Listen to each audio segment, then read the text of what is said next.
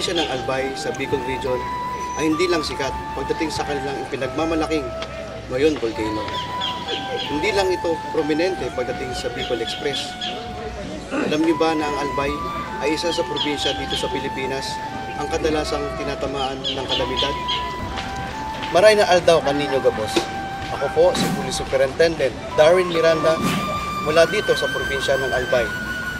Samahan po ninyo akong alamin ang paghahanda ng ating kapulisan sa panahon ng trahedya. Ang pinakamalaking trahedya na sinapit ng probinsya ng Albay ay ang pagputok ng Bulkang Mayon noong 1814. Ito ay kinasawi ng marami nating kababayan at tuloy ang pagbaon ng buong bayan ng kagsawa. Matapos ang pagsabog ng bulkan, ang tanging naging ebidensya ng bayang yun ay kampana ng simbahang ito.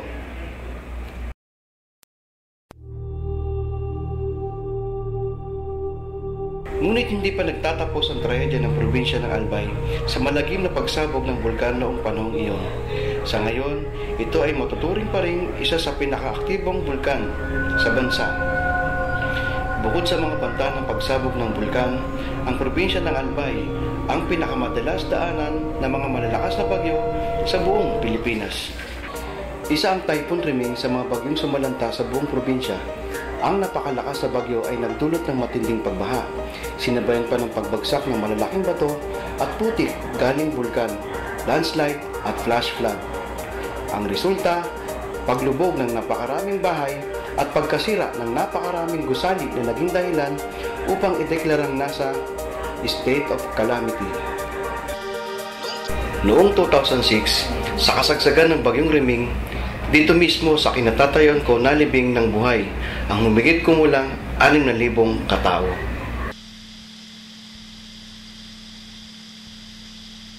Sa loob ng isang taon, mahina na ang dalawang malalakas na bagyo ang dumadaan sa probinsya ng Albay. Ang mga pulis dito, bukod sa pagpapanatili ng katahimikan ng bayan, dapat ay laging alerto at mas laging handa sa hindi inaasahang trahedyang dulot ng kalikasan.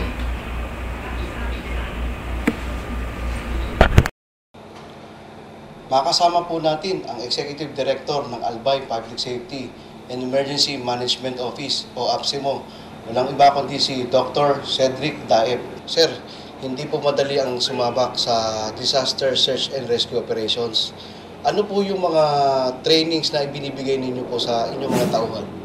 Unang-una, kailangan ma-organize yung team, ma-organize yung network, and then pangalawa, human capacitation, yung training sa early warning system, communication protocol, and evacuation procedure aside from the rescue. So marami kaming training na ginagawa down to the community para nagkakaintindihan yung operational procedures. Paano po ang coordination nyo with the PNP tuwing may ganitong emergency cases katulad ng mga malalakas na bagyo o pagsabog ng Bulkang Mayon? Okay, ang PNP kasi miyembro ng Provincial Disaster Risk Reduction and Management Council.